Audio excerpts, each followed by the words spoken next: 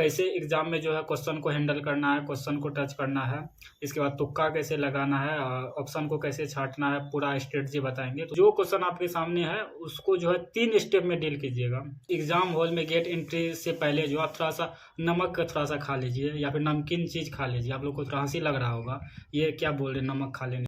नमस्कार दोस्तों, बिहार पुलिस मद्य निषेध का जो है एग्जाम 14 जून और 17 जून को दे दिया गया है, ये तो आप सबको पता होगा।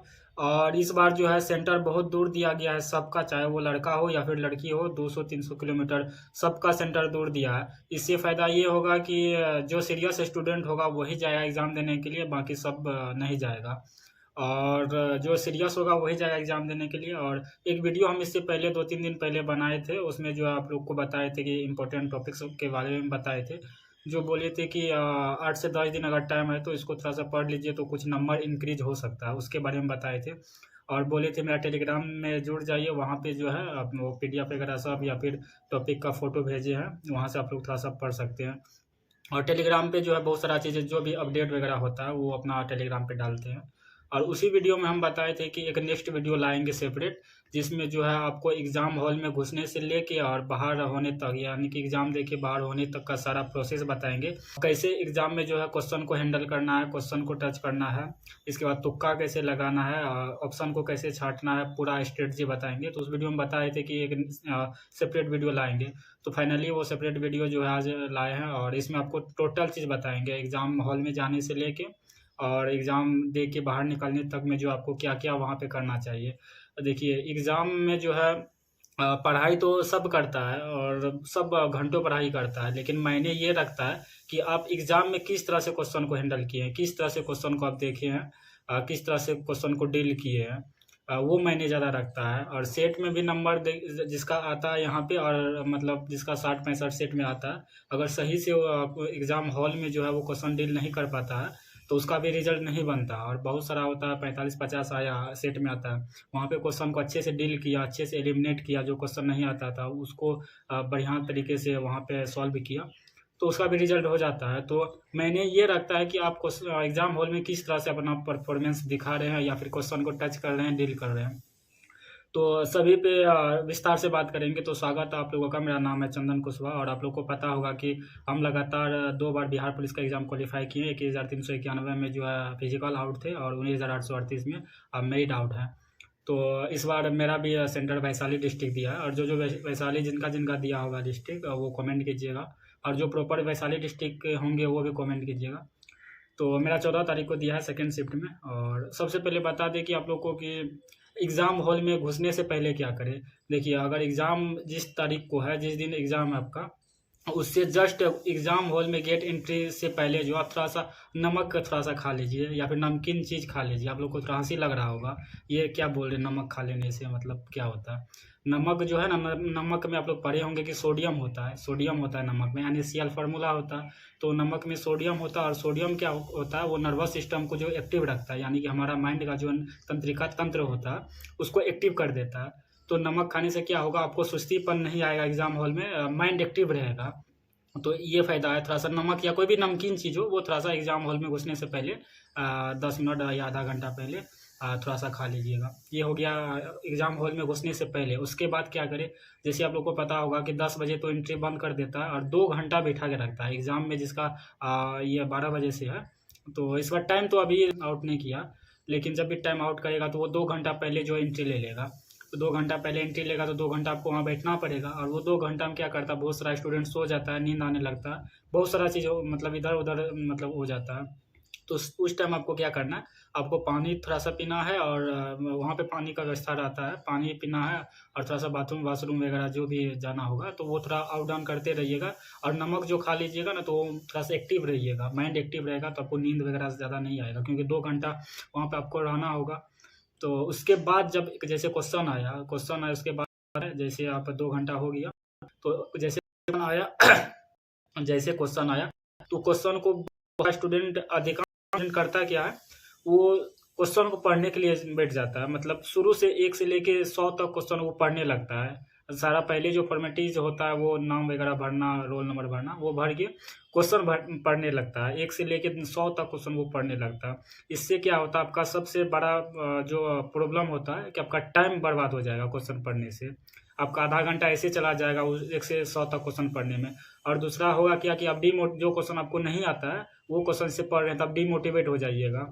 अब तो 1 से लेके 100 तक क्वेश्चन पढ़ लिए, और बहुत सारा ऐसा है कि नहीं आपको 80 या फिर 90 क्वेश्चन आता होगा। उसमें जरूर है कि 40-50 क्वेश्चन, 40 क्वेश्चन या 30 क्वेश्चन नहीं आता होगा, तो उससे क्या हो जाता है, वो डिमोटिवेट हो जाता है। तो वो आपको करना नहीं है। आपको जैसे क्वेश्चन मिला, आप पहले रोल नंबर वगैरह भरिएगा, नाम वगैरह जो भी होता है, फॉर्मेलिटीज होता है पहले पेज का, तो उसको आपको भरना है।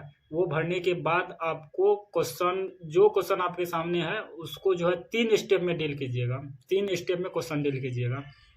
पहला क्या है कि आपको 1 से लेके 100 तक तो पढ़ना कभी नहीं पढ़ना है। एक पहला ही क्वेश्चन पढ़ना है, पहला क्वेश्चन रंगना है। दूसरा क्वेश्चन पढ़ना है, दूसरा क्वेश्चन रंगना है। तीसरा क्वेश्चन पढ़ना है, तीसरा क्वेश्चन रंगना है। ऐसा नहीं कि 1 से लेकर 100 तक पढ़ रहे हैं, इसके बाद शुरू से फिर आए फिर से रंगना शुरू कर रहे हैं। ऐसा कभी भी भूल के नहीं कीजिएगा, आपका टाइम बर्बाद होगा और क्वेश्चन छूट जाएगा, या फिर आप सही से डील नहीं कर पाइएगा क्वेश्चन को। तो इनको 3 स्टेप में कीजिएगा। पहला स्टेप क्या है कि आपको जो 100% क्वेश्चन आता होगा, जो आपको 100% क्वेश्चन आता होगा, जिसका आंसर पता होगा, उसको आप रंगिएगा।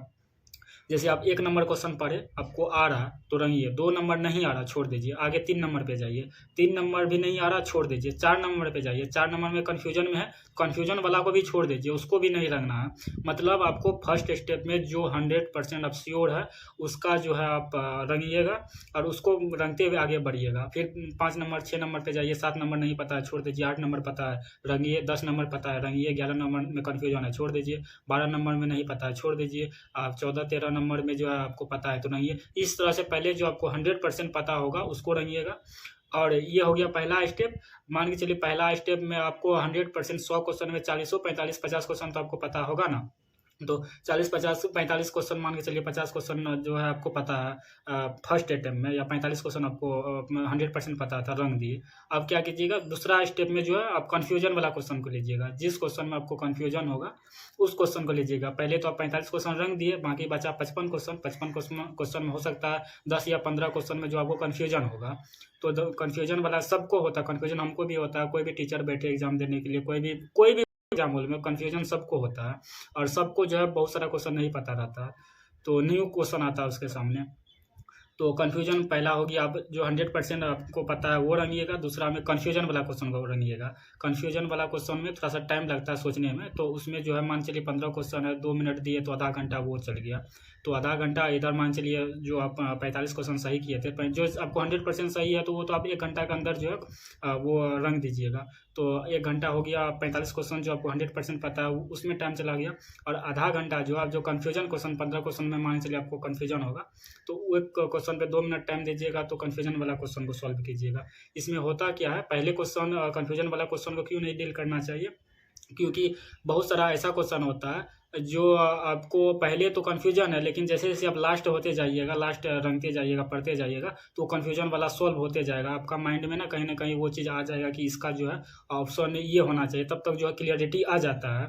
और शुरुआती में अगर आपको जो है जैसे कन्फ्यूजन हुआ, वहाँ पे भी आप रुक के उसको रंगने लगे, तो उसमें गलती होने का चांस रहता है। और बहुत सारा क्वेश्चन क्या होता है, जैसे पहला नंबर या दूसरा नंबर, चौथा नंबर का कोई क्वेश्चन है, तो उसी से रिलेटेड जो है लास्ट वाला तक में कोई ना कोई ऐसा क्वेश्चन मिल जाता है जिसका थोड़ा सा सिमिलर क्वेश्चन रहता है, और आंसर मिलने का संभावना रहता है उसमें। इसीलिए क्या कीजिएगा, जो कन्फ्यूजन वाला होगा उसको सेकेंड स्टेप में क्या उसको रंगिएगा, और जो कन्फ्यूजन वाला होगा तब तक कुछ ना कुछ मालूम चल जाएगा, और वो रंगिएगा। इसके बाद लास्ट में जो आपको नहीं पता है, मतलब थर्ड स्टेप में जो आपको बिल्कुल नहीं पता है, तुक्का जिसको मारना है, तुक्का के बारे में भी बताएंगे, जिसको तुक्का मारना है उसको रंगिएगा। पहला क्या है, पहला जो आपको 100% पता है उसको रंगिएगा, और शुरू से रंगते हुए जाना है। ऐसा नहीं कि पढ़ के पहले 100 कंप्लीट कर दिए, फिर शुरू आए इधर, फिर शुरू से रंग रहे हैं, ऐसा नहीं। आपको पहले कोई क्वेश्चन नहीं पढ़ना है, शुरू से 1-2 पे पढ़ते जाना है, रंगते जाना है। मालूम है तो रंगते जाना है, नहीं मालूम है तो छोड़ते जाना है। फिर आइएगा 100 तक जैसे चल गए, 1 घंटा टाइम आपका इसमें चला गया। और दूसरा में सेकेंड स्टेप में कन्फ्यूजन वाला क्वेश्चन को लीजिएगा और जो आपको कन्फ्यूजन है उसको थोड़ा सा डील करते हुए उसको रंगते हुए जाइएगा 100 तक। इसमें लगभग आधा घंटा लगेगा, 1.5 घंटा आपका ये हो गया। और आधा घंटा जो बचा है उसमें जो है आप लोग तुक्का मार सकते हैं, या फिर आपको नहीं पता है तो आप कीजिएगा क्या, तुक्का ही मारना पड़ेगा। तो तुक्का मार के जो क्वेश्चन को डील कीजिएगा, ये होता है एक जेन्युइन तरीका क्वेश्चन डील करने का और क्वेश्चन में मतलब एग्जाम में स्कोर बढ़ाने का।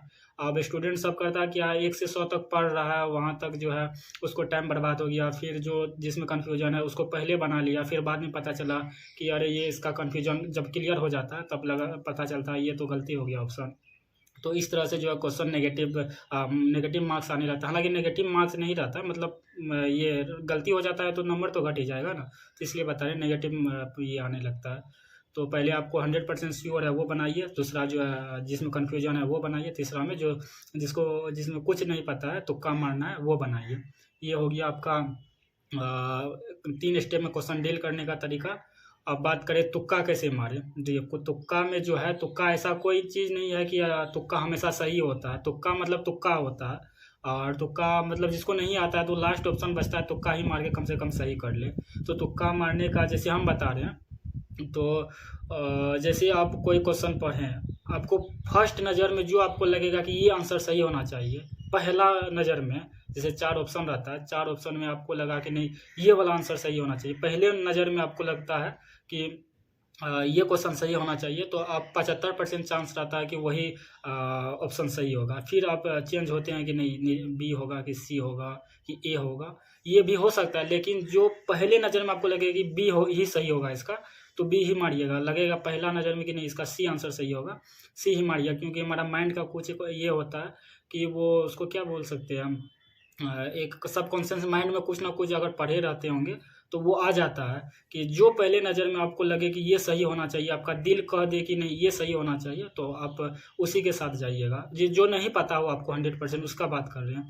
और दूसरा तुक्का मारने का नियम क्या है कि जैसे कोई 4 ऑप्शन है, 4 ऑप्शन में चारों का जो है हिंदी में उसका ऑप्शन है, और एक ऑप्शन में जो उसका इंग्लिश भी दे दिया है, तो आप जो इंग्लिश दे दिया है उसको आप टिक कीजिएगा। नहीं समझे, जैसे 4 ऑप्शन है, चारों ऑप्शन का जो है हिंदी में ऑप्शन दिया गया, और कोई एक ऑप्शन है जिसका हिंदी के साथ इंग्लिश भी उसके साथ लिखा हुआ है, तो वो इंग्लिश वाला जो थोड़ा है उसको आप रंगिएगा। ये दूसरा हो गया विधि। और तीसरा विधि है जो सबसे लंबा ऑप्शन होगा, खास करके अब जो नहीं पता है जिसको, वैसे ये 100% तुक्का मारने वाला सटीक नहीं होता, लेकिन मैक्सिमम जो है बता रहे हैं आपको, जो सबसे लंबा ऑप्शन होगा, जो सबसे ज़्यादा लिखा हुआ ऑप्शन में रहेगा उसको आप लोग रंगिएगा, वो ज़्यादा चांस रहता है सही होने का।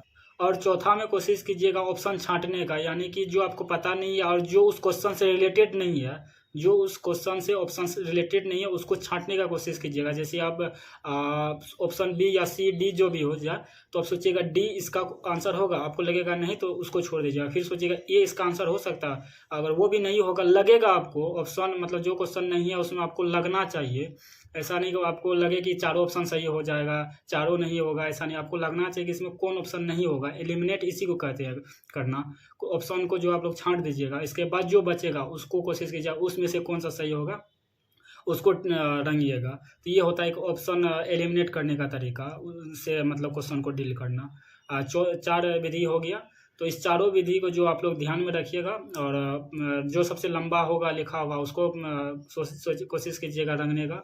और जिसमें इंग्लिश भी लिखा हो, तो इंग्लिश इसलिए लिखा रहता है क्योंकि वो इंडिकेट करता है कि ऑप्शन जो है यही सही होगा, सही ऑप्शन होने का यही एक नियम रहता है, तो उसका थोड़ा सा विस्तृत कर देगा, उसका एक और नाम दे देगा। और एक और चीज़ बता रहे हैं जिसका एक और नाम दे दे, जैसे एक नाम दिया उसका हिंदी नाम है, लेकिन हिंदी में एक और नाम दे दिया, ओबलिंग लगा के, ऐसे करके लगा के एक और नाम उसका दे दिया, तो ये भी सही आंसर रंगने का एक तरीका होता है। जिसको नहीं पता है होता नहीं मतलब पता रहता है, तो वो इस तरीके से भी क्वेश्चन को जो है मैक्सिमम सही कर लेता है, अगर नहीं भी पता रहता है। तो आप लोग भी मेन महत्व है कि जो लंबा हो, जो ओबलिंग लगा हो, जो ज़्यादा लिखा हुआ ऑप्शन में हो, ये सब थोड़ा सा ट्रिकी पॉइंट में जो है तुक्का वाला में ये सब काम करता है। तो इस तरह से आप लोग क्वेश्चन को डील कीजिएगा, और रिलैक्स होके अब थोड़ा सा एग्जाम से पहले नमक थोड़ा सा खा लीजिएगा, या फिर नमकीन चीज़ खा लीजिएगा, ये भी हो सकता है। इससे क्या होगा, न्यूरॉन सिस्टम थोड़ा एक्टिव रहेगा, और वहाँ पे सुस्ती ज़्यादा नहीं आएगा, तो क्वेश्चन को अच्छे से डील कर सकते हैं। बहुत सारा स्टूडेंट करता है कि 100% जिसको पता रहता है वो एग्ज़ाम में जाके जो है प्रेशर के चक्कर में या कन्फ्यूजन के चक्कर में गलती कर देता है, 2 4 5 क्वेश्चन गलती कर ही देता है। उसका नॉलेज ठीक था, तैयारी भी ठीक था, लेकिन वो क्वेश्चन को किस तरह से मैनेज करे या कोई किस तरह से डील करे वो नहीं आता था। उसके चक्कर में 4 5 क्वेश्चन गलत कर दिया और रिजल्ट से हाथ धो बैठा, ये भी होता। और किसी को जो है सेट में नंबर आता नहीं है, लेकिन क्वेश्चन जो है एग्ज़ाम में अच्छे से डील करता है, अच्छे से वहाँ पे सॉल्व करता है, तो उससे उसका रिजल्ट हो जाता है। तो ये भी थोड़ा सा फैक्ट मायने रखता है। तो आप लोग भी इसी तरह से कीजिएगा, और हम अपना एक्सपीरियंस बताए हैं, ऐसा नहीं है कि ये कोई चीज़ परमानेंट है या फिर 100% ऐसा ही होता है, सही होता है। एक तरीका बताया कि इस तरह से जो है स्कोर आप अच्छा कर सकते हैं और क्वेश्चन को अच्छे तरीके से डील कर सकते हैं और रिजल्ट ले सकते हैं आराम से। कोई ज़्यादा चीज़ नहीं, आपको 40-45 भी क्वेश्चन आपको 100% सही आ रहा है ना, फिर भी आप रिजल्ट ले सकते हैं, क्योंकि नेगेटिव मार्क्स है नहीं इसमें। और आप जिस तरह से बताएं क्वेश्चन डील करने के लिए, इस तरह से अगर कीजिएगा तो 10-12 मार्क्स जो ऑटोमेटिक आपका बढ़ ही जाएगा। तो 45 इधर आ गया, 10 ज़्यादा 10-12 जो क्वेश्चन तुक्का मार के जिस तरह से बताया उस तरह से अगर सही कर रहे हैं तो हो गया 55-56 हो गया, तो कैटेगरी वाला जो है स्टूडेंट रिजल्ट हो जाएगा इसमें। तो यही होता है, इस तरह से एक तरीका होता है आपको बताया क्वेश्चन सॉल्व करने का, क्वेश्चन लगने का। तो आप लोग को जरूर पसंद आया होगा, और इस तरह से जेन्युइन है जो रिजल्ट लेता है, जो इसका रिजल्ट होता है, तो वो लोग से पूछिएगा, सब इसी तरह से बताएगा। और आप लोग जो है मेरा टेलीग्राम से जुड़ जाइए, और टेलीग्राम पे जो हम कुछ कुछ भेजते हैं, और जो अपडेट भी होता है एग्जाम से रिलेटेड या फिर वैकेंसी से रिलेटेड, वो अपडेट वगैरह जो अपना टेलीग्राम पे हमेशा बताते हैं, एक्टिव रहते हैं टेलीग्राम पे। तो वहाँ से जुड़ जाइए, और वहाँ पे जो है आप लोग को बहुत सारा चीज़ भेजेंगे, और वहाँ से भी आप लोग कुछ कुछ देख के पढ़ सकते हैं, तैयारी कर सकते हैं। और फिर मिलेंगे नेक्स्ट वीडियो में, तब तक के लिए जय हिंद, जय भारत, जय बिहार।